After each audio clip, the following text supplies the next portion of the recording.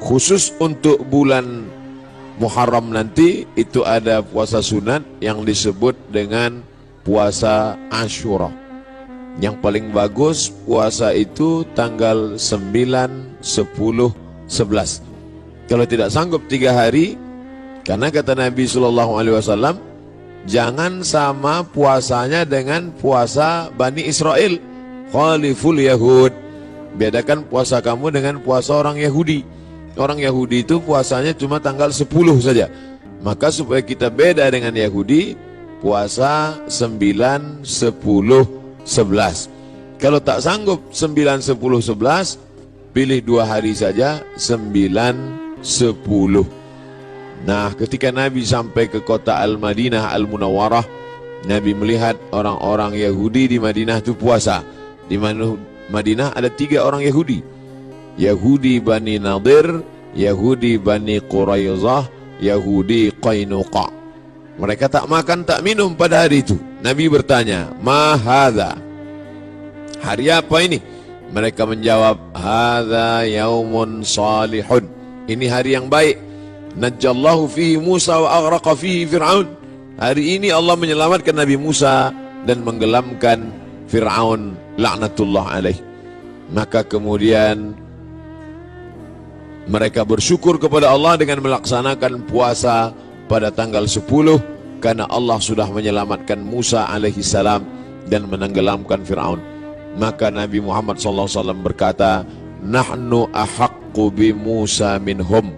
Kami lebih berhak terhadap Nabi Musa daripada mereka. Maka Nabi pun melaksanakan, memerintahkan fa'amara bi siyamihi. Nabi memerintahkan puasa. Jadi tentang puasa Ashura ini tidak ada ikhtilaf antara ulama tentang disyariatkannya berdasarkan hadis-hadis yang sahih tuntunan Nabi Muhammad sallallahu alaihi wasallam. Oleh sebab itu kita yang berbadan sehat, khususnya bagi perempuan yang banyak punya hutang puasa kemarin, dengan berpuasa di Ashura 9, 10, 11 dia sudah bisa mengqadha, mengganti 3 hari puasa yang tinggal. Karena perempuan yang kemarin tinggal puasanya di bulan Syawal, di bulan Muharram, di bulan Ramadan, itu bisa diganti bulan Syawal sebanyak 6 hari. Orang yang berpuasa 6 hari di bulan Syawal otomatis dapat pahala puasa sunat walaupun niatnya qadha. Begitu kata Imam Abu Zakaria Al-Ansari dari kalangan mazhab Syafi'i yang disebutkan dalam kitab Fatawa Al-Azhar oleh Syekh Atiyah Saqar. Niatnya niat qadha saja, tidak niat sunat. Karena kalau niat sunat, qadha tak dapat.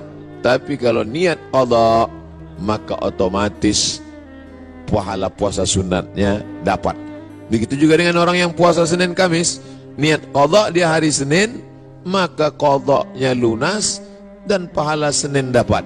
Niat qadha di hari Kamis, pahala qadhanya dapat dan otomatis dapat pahala puasa sunat. Begitu juga dengan nanti 3 hari di bulan Ashura, di bulan Muharram itu 9, 10, 11 niatnya niat qadha. Nawaitu sauma qadha'in. Saya berniat puasa qadha mengganti yang Ramadan tinggal kemarin. Apakah karena haid, maaf cakap, atau karena menyusukan anak, atau karena mengandung anak, atau karena baru melahirkan karena nifas, maka mesti diganti. Cara yang paling efektif adalah sekali dayung 2-3 pulau terlampaui. Walaupun ini masalah perempuan, tapi laki-laki mesti tahu, karena semua laki-laki punya istri, punya anak perempuan, punya kakak perempuan, punya adik perempuan. Inilah perlunya fiqhul mar'ah, fikih perempuan. Dengan melaksanakan puasa, badan sehat. Karena ternyata makanan yang kita makan itu banyak bakteri racun di dalamnya.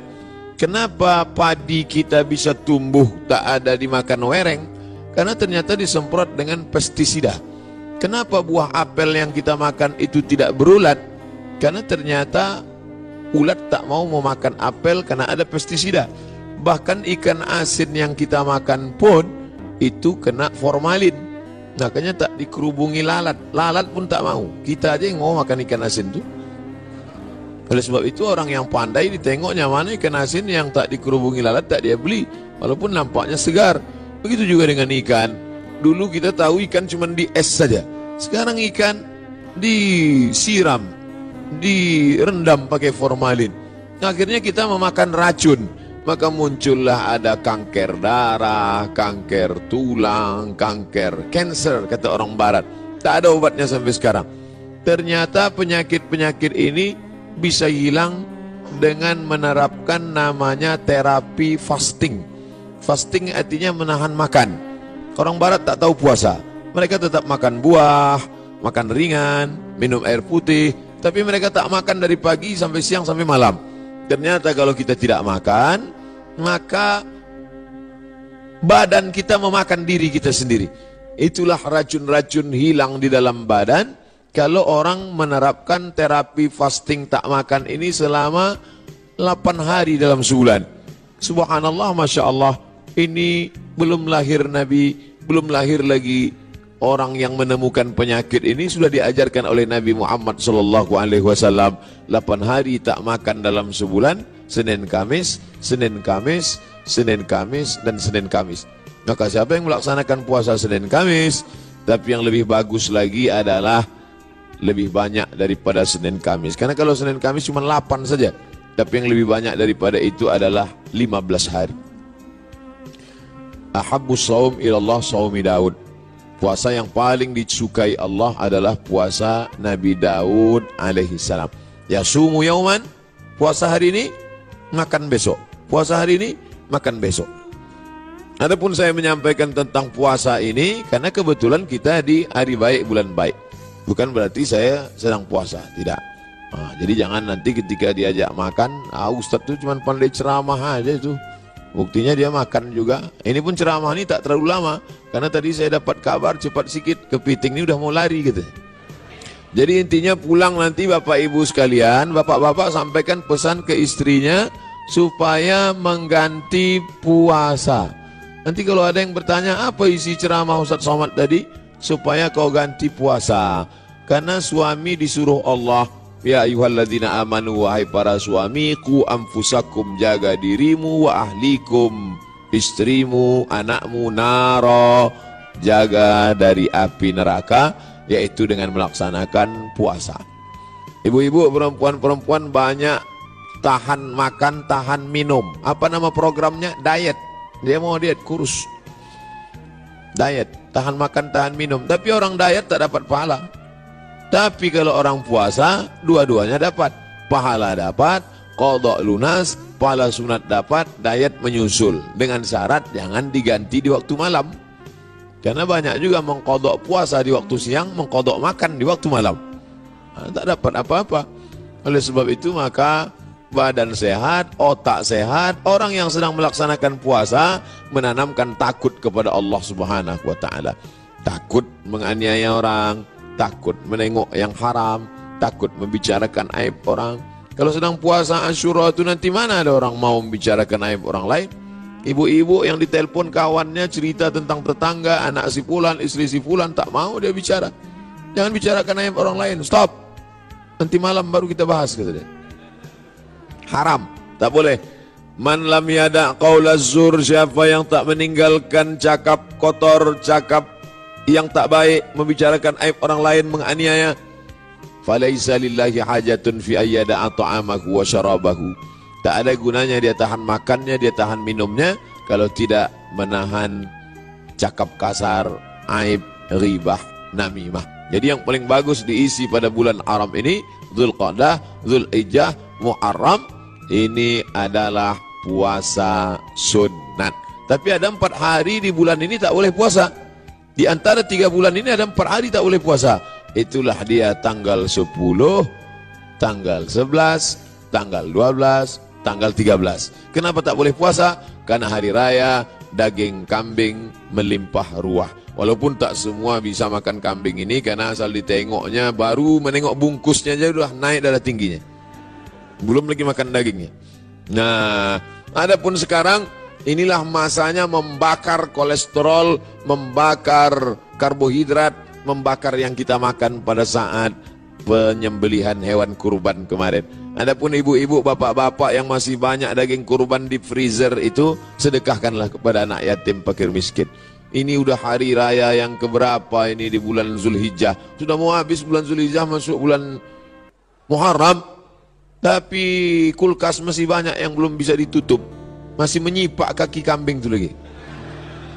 Oleh sebab itu, maka ini menunjukkan kita ini ada sifat tamak.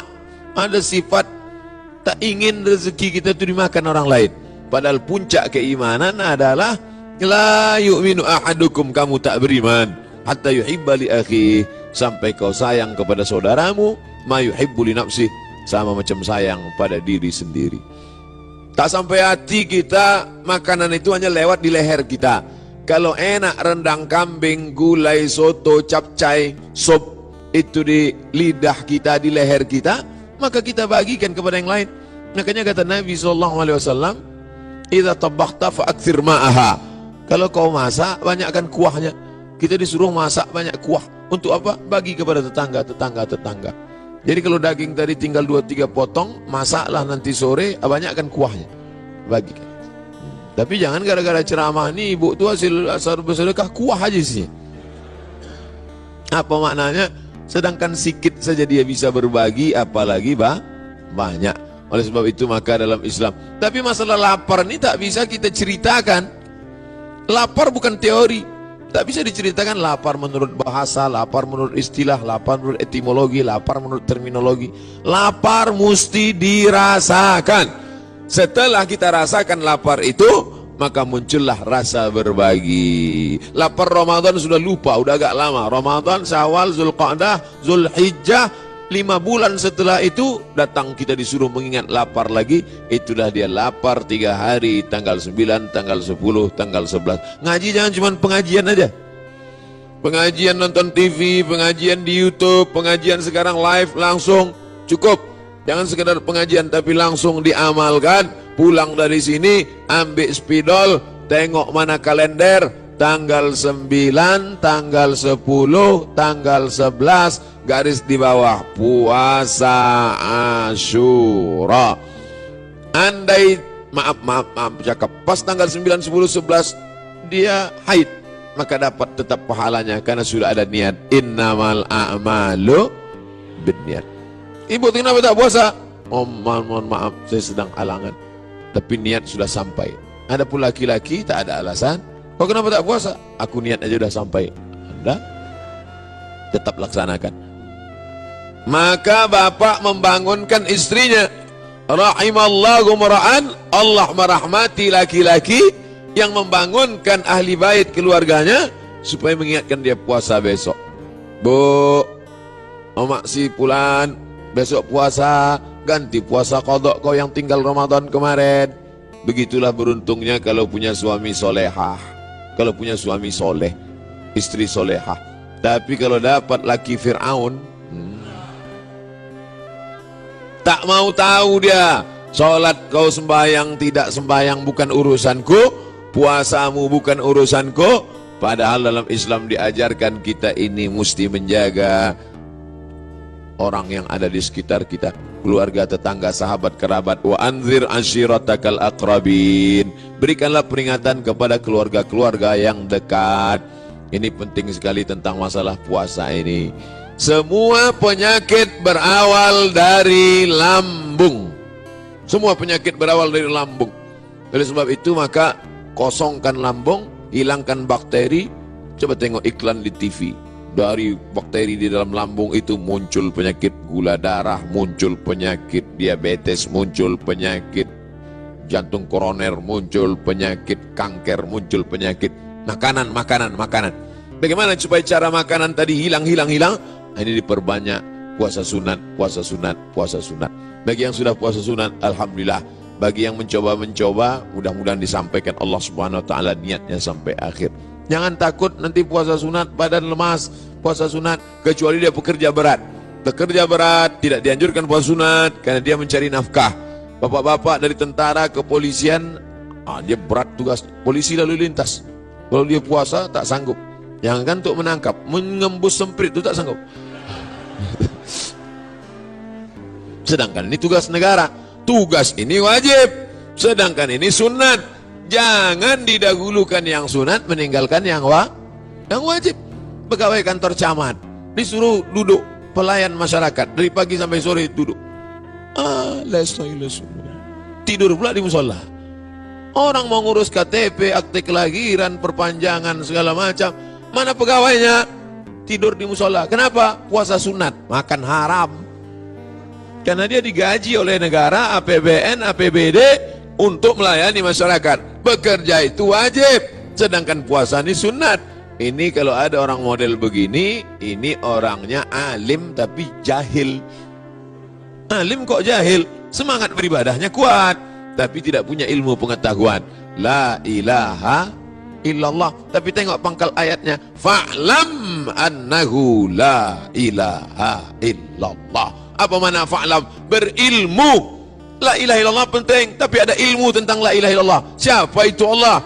Awaluddin ma'rifatullah. Perkara pertama dalam agama ini adalah mengenal Allah. Wujud, qidam, baqa, mukhalafatul hawadis, qiyamuhu binafsi, wahdaniyah, qudrat, iradat, ilmun, ayat, sama, basar, kalam, kaji, sifat 20, mengenal Allah subhanahu wa ta'ala. Akidah pokok pangkal yang pertama.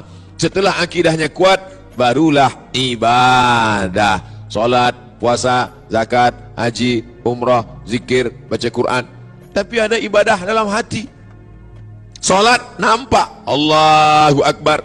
Haji paling nampak. Setahun lagi mau haji, kendurinya dari sekarang. Sudah balik haji, pakai sorban, pakai jubah, ditulis pula di pangkal nama, haji. Kalau tak ditulis pakai spidol, tak mau datang undangan. Tapi ada ibadah dalam hati tak nampak. Apa dia? Ridha. Apa dia? Qanaah. Apa dia? Sabar. Mana nampak orang ridha? Ridha itu artinya menerima ketetapan Allah subhanahu wa ta'ala.